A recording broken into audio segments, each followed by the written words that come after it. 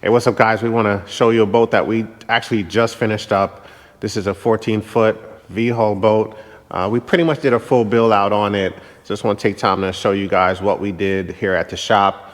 And just in case you're out there and have a boat similar or interested in getting your boat done as well. So this will give you yet another flavor for what we do in the shop. I'm going to walk you through it right now and show exactly what we did. All right, so again, Starcraft 14-footer V-Hull boat. And love what we did with this boat.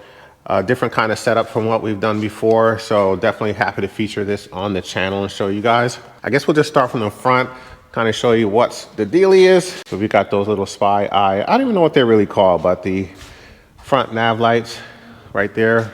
These are really, really nice. They go right into the sidewall of the boat and it's flush. So it's out the way, it won't get beat up and all of that. But that's really, really cool. And the color pretty much matches the paint on the boat. We have the Tarova on here. This is the 12-volt, 55-pound thrust. This is the remote version. Does not come with a foot pedal. They do come with foot pedals, but owner of the boat did not want a foot pedal for his setup on this boat. So that's why you do not see any kind of foot pedal there. We do have the Eagle Eye setup, forward-facing sonar. So that's what this transducer is, mounted right here on the motor. We installed the flush mount boat cleats, which are really nice. These are really awesome. I need to put some of these on my boat. But we got one here, one there. Got our GPS puck up front. And while we're up here, one big thing we did on this boat was to create this bow plate. Originally, there was nothing here. This was just an open space. And the owner of the boat wanted a platform to be able to mount his trolling motor on. And we put a lot into making sure this is very strong and sturdy, stand the test of time. We actually have 1/4-inch plate aluminum welded in underneath here. We welded it to a 1/8 inch thick. Between the two thicknesses, we have a lot in there. I believe that's around 3/8, don't quote me, but very robust front bow plate up here that's TIG welded in.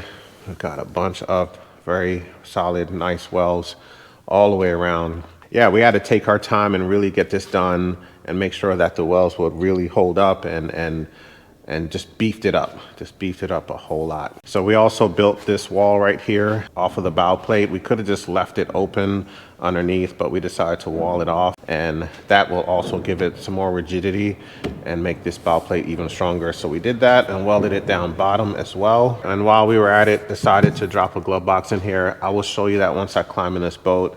Got our front graph. These are all, I believe, 9-inch graphs. We got one up front here, other is back there. On the interior of the boat, we laid down some HydroTurf. That's the EVA closed cell foam.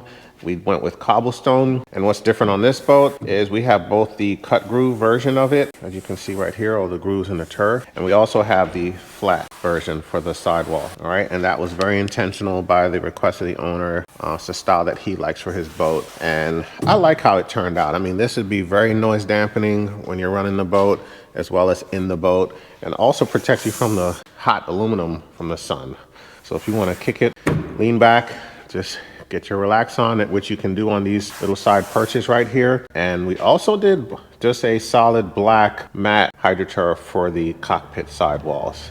And that's for accent. I really feel like it set it off really, really nice to have at least some kind of accents in here. It's always a good way to go. So it just pulls everything together because you have like the black trim here for the edge door guard that we put here, as well as the edge trim here.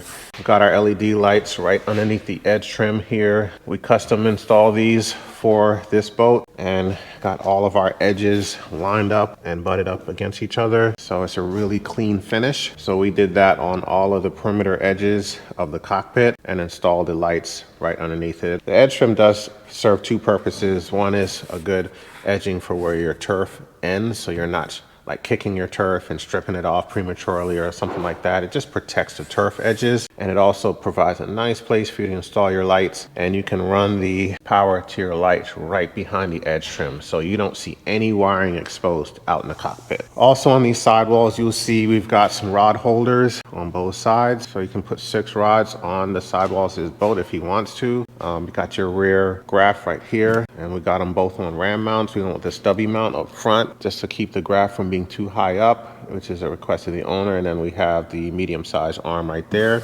at the rear of the boat. Edge trimming, door guard again along these edges, just something we added to protect passengers in the boat. You know, stepping on a sharp metal edge or sitting on it, probably not a good idea. So we just added some door guard there to touch it up a bit. Boat cleats, again, recessed on the transom cap. We've got our bilge pump out right here and our nav light mount. So we've got a rear transducer, which would be for the rear graph, and the front transducer is just for forward-facing sonar. And we went with the stern saver transducer mount. And one of the reasons we did that is because there wasn't a lot. This boat's a little bit tricky, not a complete access behind the transom wall to bolt stuff in, and we don't want to just put screws in there. So we went with the stern saver as the best option for this boat. We did add lights inside all of the hatches. This is the rear hatch. We've got our gas tank, 6-gallon. We've got our 2-bank onboard charger, so you can just plug and play. Plug ports right up there in the switch panel. And we have our fuse box bus bar combo right here. Everything's labeled, tagged, and we did our cable management, so everything's nice and neat. We have our 30-amp breaker for the entire house system right here, and a rear battery tucked under the deck. This is for the house, and a starter battery as well. So that one was dual purpose. And underneath here in this compartment, we installed a bilge pump. And this was a little tricky to get a bilge pump down in there, but we managed to get it in there, mounted on a plate, attached to the boat, so it's not going anywhere. And we were able to run the tube right up here and out. So on a boat like this, where you can't see the actual hull of the boat, because this is all raised up, there could be water accumulating down here and you don't know it. On this boat, you don't have to worry about it. This is an auto bilge pump. So if you're just cruising around and water's, for whatever reason, accumulating underneath your floor, this will just pump it out automatically. This is a 1100 gallon per hour bilge pump. So very, very robust bilge pump to get the job done. I don't know what year boat this is, but it wasn't in horrible shape, but we definitely had to rehab some things as we went along and just got it done. Typically anything we see as we're doing a build out, we will fix, or at least give the opportunity to the owner to decide if he wants to fix or replace anything that might need it. 3-sided lid, reinforced lid right here for the rear of the boat. Rock solid, rock solid, rock solid. You know, turfing this was a little bit of a challenge with all the contortions and curvatures of the walls. But as long as you take your time, it all works out. We actually did templates for this turf. For a lot of it, we did a template for especially these side walls with these complex curves and different height variations.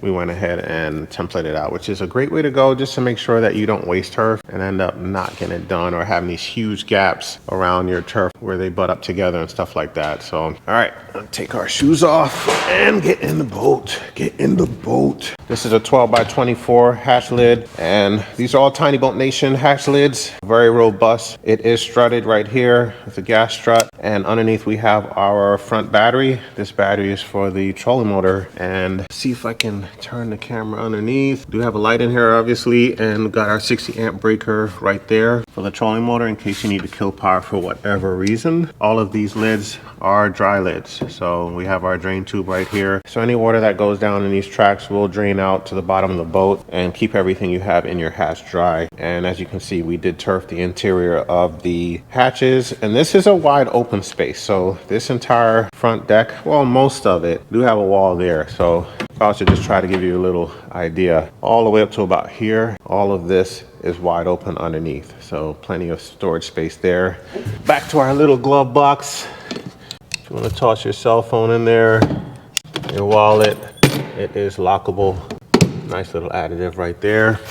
And our switch panel, master switch, cutoff switch, got our hatch light and our cockpit light, boom boom, and our nav light switch and the bilge pump. Bilge pump's pretty quiet. We do have an extra switch here in case we add anything later, and then you have your voltmeter USB charger underneath here, and this is our port plug to charge the batteries. One plug does it all. This is a 10 by 20 hatch lid right here, middle hatch, strutted again, turfed. Have our light and our conduit. Just one of the things that is in this hatch. So if we're adding anything to this boat later, We always want to consider that. If you're adding anything to your boat, set it up in a way that you can run wires easily and not have to worry about how you're going to get wires from front to back and vice versa. So that's what we have here, and all conduits are run throughout this boat. We've got some run along these sidewalls here and here. So all wires go in and they're not showing at the top of the boat. Everything is door guarded off. Got a gas strut here. And we have 2 seat mounts here and right here up front. So that's about it. Everything we did. Want to definitely give you a chance to see it before it goes out the door. The owner of the boat's actually outside right now, and he's here to see his baby. Might even get some footage of that. All right, so guess what? This boat is actually for Nate, and Nate is a special kid. I'm going to show you who he is. I'm going to see if he likes his new boat. Do you like your new boat? Yes. What do you like about it? I like it because the lights on all of our boats are different, and these lights are green. I'm glad you like it. What kind of fish are you going to catch out of this thing? I don't know. You don't know? What's your favorite fish to catch? Bass? Yeah. Yeah? All right. Well, I'm glad you like your boat. Catch a lot of fish, okay? Okay. All right. That's Nate. And that's Dad back there. He's the one that made it all happen. But if you guys are interested in getting boat work done, TBNation Northeast, we are here at the shop getting it done. This is what we do every single day. Hit us up 202-556-4433. Get on the website, bashbrothersfishing.com. Again, Tiny Boat Nation Northeast, Beltsville, Maryland. We'll see you on the next video.